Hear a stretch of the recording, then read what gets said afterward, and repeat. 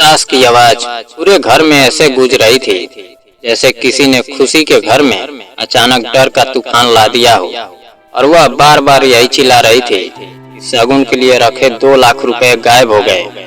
और यह सुनते ही पूरे घर का माहौल बदल गया था। रीना वही खड़ी थी और उसे समझ नहीं आ रहा था कि यह अचानक कैसे हो सकता है, क्योंकि सुबह तक जिस घर में शादी की तैयारियां की रौनक थी, वहाँ अब शक और डर की दीवारें खड़ी हो चुकी थी।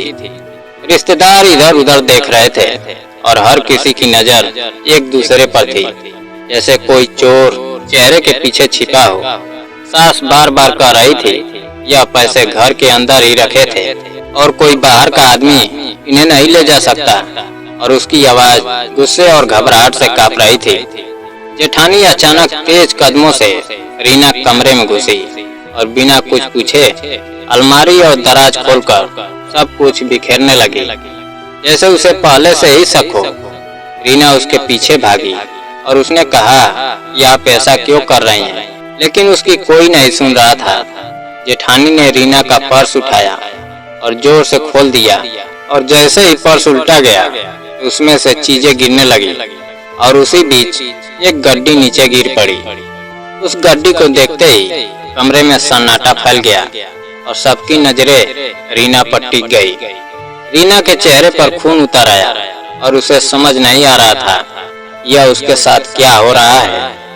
सास गुस्से में कांपते हुए उसके पास आई और बिना कुछ पूछे उसे जोर से थप्पड़ मार दिया, और उस थप्पड़ की आवाज पूरे घर में गूंज गई, जैसे भरोसा टूट गया हो। रीना की आंखों में आंसू भर आए, लेकिन वह कुछ बोल नहीं पाई, क्योंकि उसके शब्दों को किसी ने सुनने की कोशिश ही नहीं की। सास ने तुरंत कहा, "यह पुलिस आएगी और सच सबके सामने आएगा और कोई भी झूठ नहीं बच पाएगा।" घर में खड़े लोग डर और शक के बीच खामोश थे और किसी को समझ नहीं आ रहा था ये असली सच क्या है। तभी पीछे खड़ा रीना का पति अर्जुन हल्का सा मुस्कुरा रहा था, और उसकी मुस्कान इतनी अजीब थी कि जैसे वह इस पूरे तूफान को पहले से जानता हो। रीना ने उसे देखा और उसकी आंखों में उम्मीद थी कि वह उसका साथ देगा, लेकिन उसकी मुस्कान ने उसके दिल में डर और बढ़ा दिया। अर्जुन धीरे धीरे आगे आया और उसने बहुत शांत आवाज में कहा, "इस घर में कोई चोरी नहीं हुई है, बल्कि कोई खेल खेला जा रहा है, और यह खेल बहुत पुराना है।"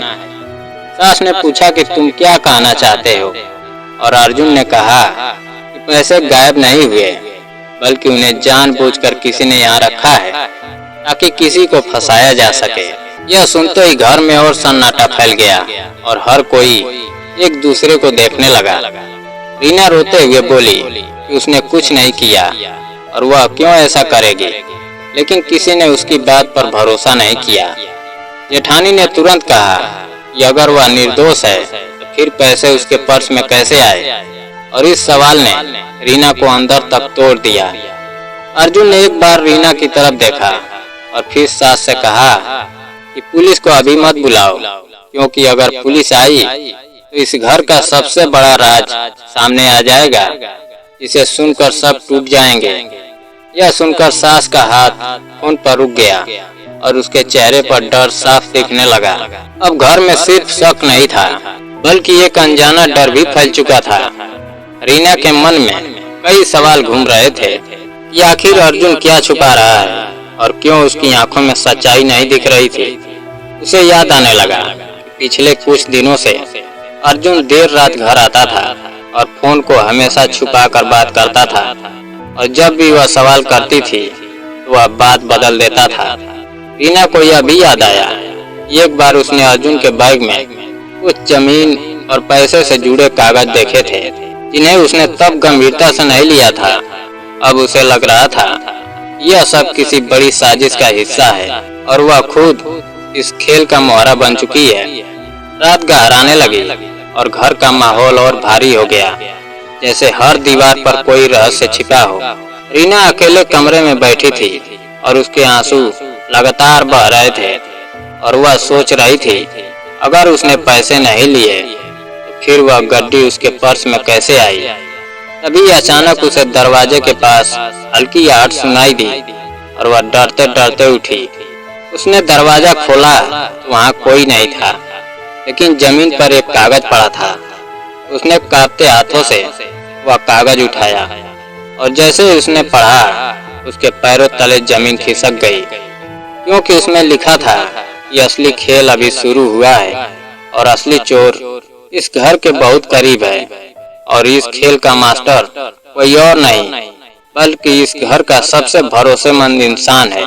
रीना की सांसें तेज हो गई और उसे समझ आ गया, यह सिर्फ चोरी की कहानी नहीं बल्कि विश्वास और धोखे की एक ऐसी गहरी साजिश है जिसमें हर चेहरा मासूम दिखता है, लेकिन हर मुस्कान के पीछे एक राज छिपा है। और अब सच धीरे धीरे ऐसे बाहर आने वाला था जिसे कोई रोक नहीं सकता था। दोस्तों, अगर कहानी पसंद आई हो तो वीडियो को लाइक और चैनल को सब्सक्राइब करना ना भूलें। जय हिंद।